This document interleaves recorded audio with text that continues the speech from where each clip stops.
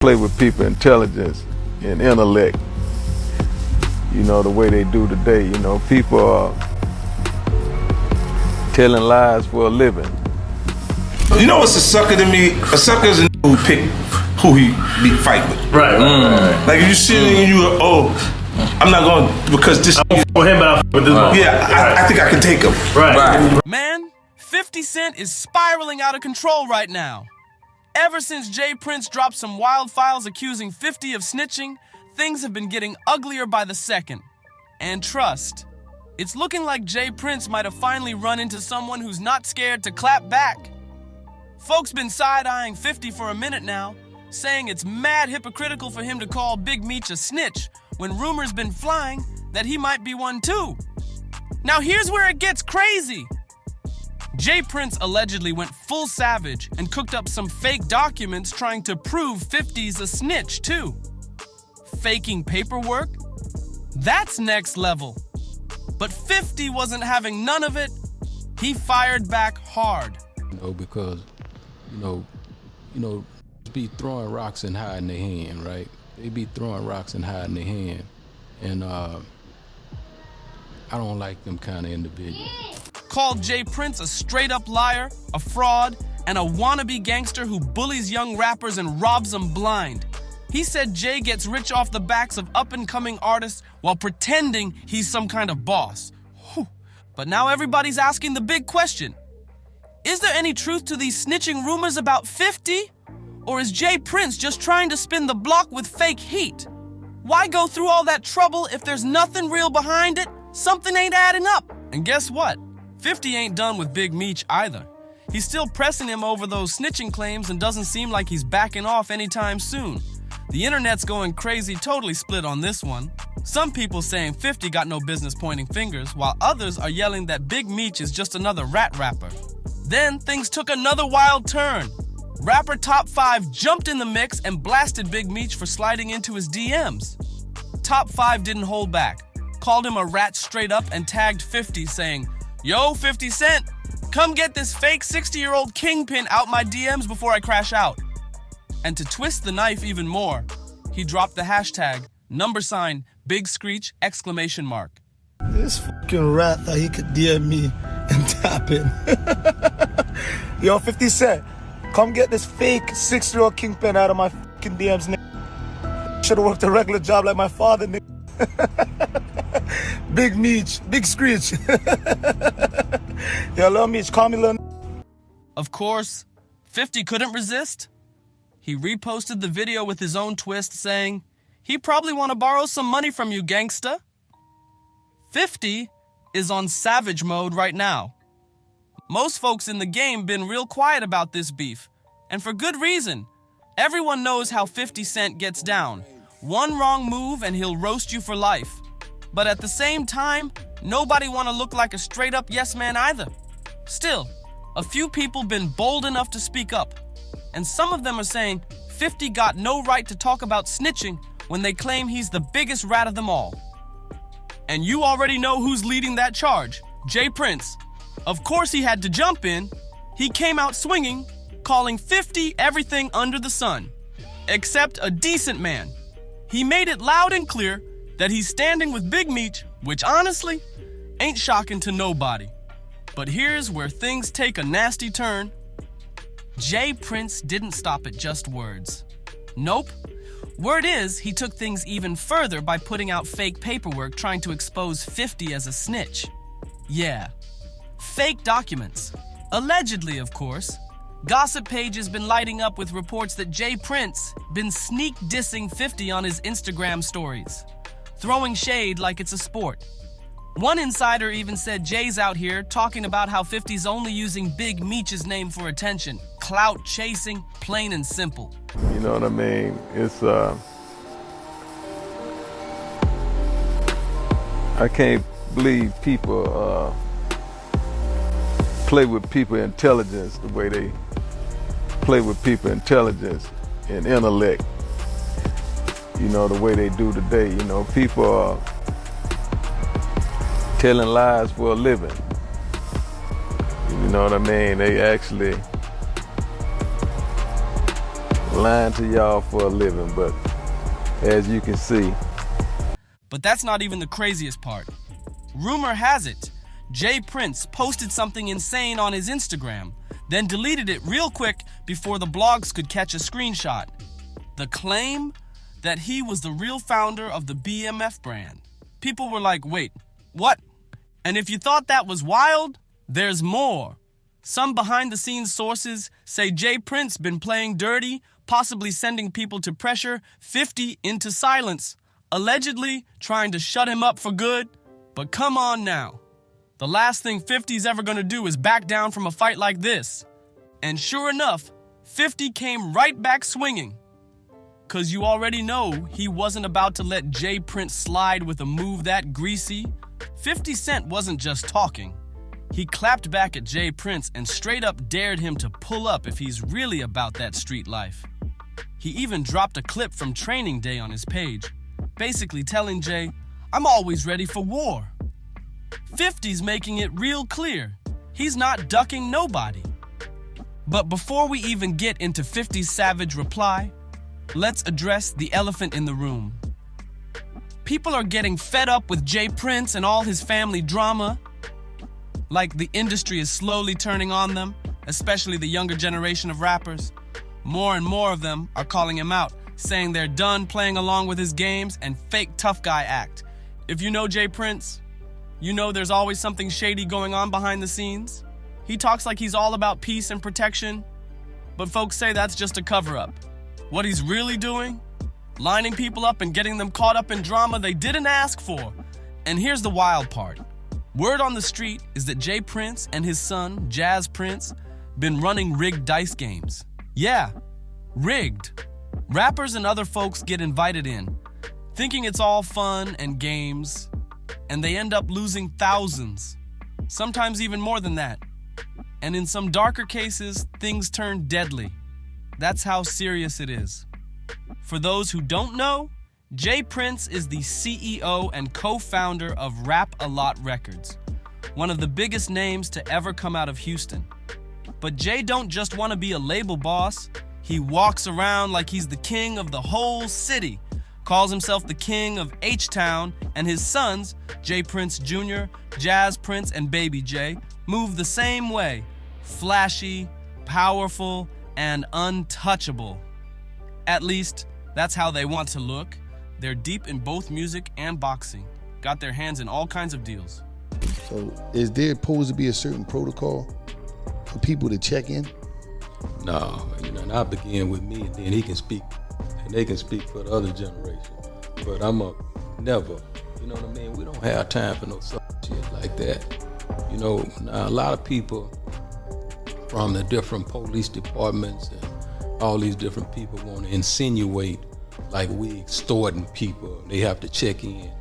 And that ain't no money in that shit. I wouldn't have.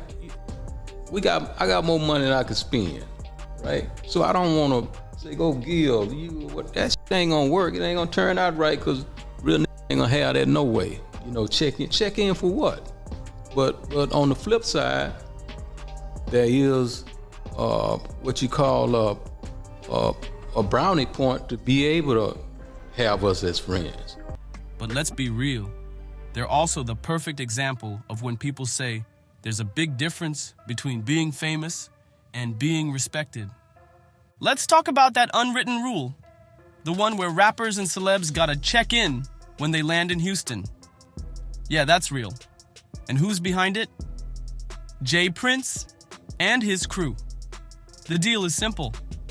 If you're a rapper touching down in H-Town, you better tap in with Jay or his sons, or risk things getting ugly. In exchange, he offers protection. But don't get it twisted. This ain't charity. It's a full-on hustle. Jay Prince makes serious money off this so-called security setup. We're talking hundreds of thousands flowing in, all from artists who feel like they don't have a choice. You either pay up, or things might start going left real quick. But here's the dirty little secret. The folks providing that protection, they're the same people Jay sends after you if you don't check in. Let that sink in. It's like he's running both sides of the game, creating the threat, then charging for the fix. A manufactured cycle where the trap is already set before you even land. Refuses help? Boom. Now you've got a problem. It's a classic setup, and a shady one at that, and it doesn't stop there. People been whispering for a long time about those dice games Jay and Jazz Prince been hosting in Houston. Clown that came here, I wish he would have never came with Quavo. I wish he would have never brought this nigga into Houston because he can't think. You know what I mean? This whole root of everything happening is from his action. And to be frank, honest about the situation, I wish that bullet would have hit him instead of Takeoff because he was the one that deserved that. But now, those whispers turned into full-on accusations. Folks say those games are nothing but traps, rigged from the jump with sky-high stakes where you don't just lose your money, you could lose your life. Things hit a boiling point after the tragic death of rapper Takeoff. People were quick to point fingers, some blaming Quavo for even bringing him into that circle. But if we're being real, Takeoff wasn't the first rapper caught up in this mess. And sadly, if nothing changes, he might not be the last. Let's rewind a bit. Just a few months before Takeoff's tragic night, something real shady went down after one of those dice games. Chicago's own Duke the Jeweler had just hit big, walking out with a clean $100,000 win. But here's the thing, those games, they're not meant for outsiders to win like that. Word on the street is, Duke was never supposed to leave that table with that kind of money. Before he could even reach his car, Duke got ambushed in cold blood, robbed, and reportedly left lifeless. Witnesses said 2 masked men jumped out of a GMC truck, ran up on Duke, and snatched everything. Cash, jewelry, the whole bag. Don't turn me down. What you said? Don't turn me down. What you on, folks? Don't turn you down. Yeah, man. What you on, folks? What you mean what I'm on? What you on, nigga? What the deal there? What up? What up? You want to buy your shit back? What? You ain't get you flunked out ass little nigga. I'm trying to see where you at. You dumb fucker. What you got? $20 out of car? Nah, nigga. You know what we got out of that cap. Capping, bro. You don't believe anything. Want me to start my car? I just took a picture in the same car today with my little boy. You on this bitch, y'all stole something. I'm gonna catch you. But here's where it gets real suspicious. The suspects never caught, not even close. Now remember, Jay Prince always says he runs Houston, keeps order, keeps the streets clean. But when it came to Duke's murder, radio silence, no push for justice, no public outcry, just nothing. That alone had people raising eyebrows, and then the streets started talking, saying Duke never checked in with Jay when he touched down in Houston. That rubbed Jay the wrong way. And after that, you already know how this looks. Connect the dots. Fast forward a few months, and then came the night that shook hip-hop, the Takeoff tragedy. That's when people really started pointing fingers. Many blamed Quavo, saying he should have known better than to bring Takeoff around those circles, especially after what happened to Duke. And what made it all worse, how pointless the whole thing was, it started with some dumb argument at the dice table, just dudes puffing up their chests. The little homie young boy place got broke into. People went in his place, disrespected different things, and I got a call about it. And the little homies that went into this place want to make that right because they understand that, you know what I mean, young boy family is okay with me. And as you can see, homie, to make a long story short, I got your keys to your Rolls Royce.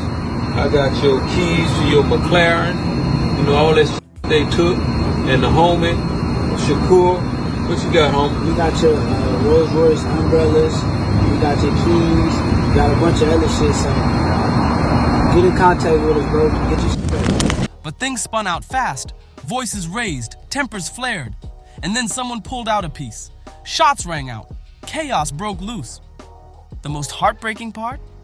Takeoff wasn't even in the argument. He wasn't throwing hands or talking slick. He was just standing there and caught astray. just a peaceful soul caught in the middle of someone else's fight and gone way too soon. The man accused of firing that fatal shot and ending Takeoff's life? Patrick Xavier Clark. He was arrested and hit with serious charges. But here's where it starts getting real sketchy. It's been almost 3 years, and still, not a single trial date has been set. Not one. From the jump, this case had red flags flying everywhere. Just 1 day after Clark's arrest, he magically posted a $1 million bond and walked out. Yup, just like that. He went from jail to chilling on house arrest, and folks were already raising eyebrows, but then it got even weirder. By November 2023, Clark was suddenly released from house arrest altogether. And get this, no ankle monitor, no GPS, nothing. The only restriction? A curfew from 7 p.m. to 7 a.m. That's it! According to court docs, he's also banned from contacting certain people. Hey, let me catch J. Prince Jr. up here. Me and you gonna get out. Why? You hate him that much? I catch him up here, no jumper. Let me catch that. He bet not ever get an interview up here. I had him on the podcast 2019. Yeah, okay, but he bet not come now. He is welcome here anytime. No, I will roll out the red carpet. Try me. J. Prince Jr., you are invited. Come pay us a visit. He's too scared to come up here. Scared? That dude ain't coming up here. He know I'm in the building. And you know Mob better. ties, buddy. And you know better. I'm not going for it. Yeah, you know better. I think he... including witnesses, the victim's family, and even Takeoff's people. But the part that got everyone talking, he's also forbidden from speaking to J. Prince Jr. Now, why would that be? What kind of connection did they really have behind the scenes? Why would the court feel the need to cut off that link specifically? It had fans scratching their heads and asking the real question, what did J. Prince really know about that night? And how deep was he in? The whole case has been slippery from the start, from jail to house arrest to walking around nearly free while being charged with taking someone's life. That doesn't sit right with anybody. People been saying it loud. Something behind the scenes is being protected. This ain't normal, and it gets worse. That trial still hasn't happened. It was supposed to go down in 2023, and here we are. Nothing. No date, no updates, just silence. Meanwhile, J. Prince's name keeps getting whispered around. And while he tries to play innocent, nobody's buying it. People can see through the smoke, and they're not letting it slide. That's exactly why, when J. Prince tried to pull a move on NBA YoungBoy, it backfired hard. YB wasn't impressed at all. Matter of fact, he saw straight through it. Back in 2020, YoungBoy had a crazy experience when his spot got burglarized while he was in Houston. And guess what? He hadn't checked in with J. Prince and his crew, and that reportedly didn't sit right with them. Next thing you know, YB's place got hit. Heavy. The burglars made off with his chains and keys to his luxury fleet. A white Bentley, a white Rolls Royce, and a white 2020 McLaren GT. Clean sweep. But it didn't stop there. The dudes who hit the lick actually reached out to YoungBoy and told him flat out, if he wanted his stuff back, he needed to cough up $30,000 in ransom. Straight extortion. But YB wasn't scared. He came back laughing, posted a video online clowning them, calling them little kids, and saying they had no clue what they were doing. Then things took a wild twist. J. Prince inserted himself into the mix, saying the burglars just so happened to reach out to him. And get this, he claimed they returned all of YB's stolen stuff to him personally. Then Jay told YoungBoy to come down to Houston and pick it up from him. Seriously? YB wasn't having it. He instantly called Jay out for trying to play him. Said if Jay was really trying to help, he could have hit him up privately. Instead, Jay went public with it, making the whole thing look like a setup. YB saw the game from a mile away, and he knew showing up in Houston would have just meant getting hustled for more money than the original ransom. And he's not the only one who's had enough of J. Prince's games. Other voices in the culture are calling it out too. Cameron and Maze even spoke up. Said this whole check-in culture is tired. You 60, what are you talking about? What are you, bro? I lost mad respect for you because I used to have mad respect for you. when you had Shakur with you, when you lined Young Boy NBA up? Why the f you got Shakur with you? And this is why he acting like that. This is exactly why he acting like that. Talking about you got Young Boy NBA umbrellas and his keys to his car. Young Boy NBA told y'all niggas eat a dick. This is what he said. This is what Young Boy NBA said. Whack 100 was the most disrespectful. Wild disrespect. I ain't even gonna repeat the Whack 100 said. Mad disrespect. Drake is beefing with Kendrick Lamar as we speak. I have not heard, this is the first time Drake got into some shit, and I hear you say shit to Kendrick Lamar now. Why do you think that you could tell us what we can and cannot say, man? Control your nigga. Control that. Ain't nobody gonna tell a nigga, get the strap, and then we gonna sit there and be like. They call Jay Prince an old bully who needs to grow up and stop acting like he's still in high school. It's 2025. That extortion stuff ain't cool no more. Even Whack 100 came swinging, and he didn't hold back. He straight up put Jay Prince and his sons on blast, especially targeting Jay Prince Jr. Whack called him out loud and clear, asking why he thinks it's cool to run rigged dice games and hustle rappers every time they land in Houston. He said what a lot of people been thinking. It's not just shady, it's downright embarrassing. And when it comes to 50 Cent's beef with Big Meech, 50 made it crystal clear. Jay Prince is the last person who should be speaking on anything. According to 50, not only is he not a snitch, but Jay Prince got his own closet full of skeletons that he should be worrying about instead of trying to throw dirt on somebody else's name. People online been going in on Jay Prince too. One person said, Jay Prince out here a whole grandpa beefing while his son's out here scamming rappers with trick dice. Another one said, ain't nobody scared of Jay Prince just because he likes to act tough. Bully, please. 50 ain't losing no sleep over your weak threats. And one more added, Jay Prince keeps yapping about 50, but 50 don't even acknowledge him. Man got zero respect for that dude. At this point, the streets are talking, the blogs are buzzing, and this whole mess is far from over. If you're feeling this breakdown, don't forget to like, share, and subscribe to the channel. Drop a comment below. Whose side are you on in this wild drama? And yo, we'll catch you on the next one. This heat ain't slowing down anytime soon.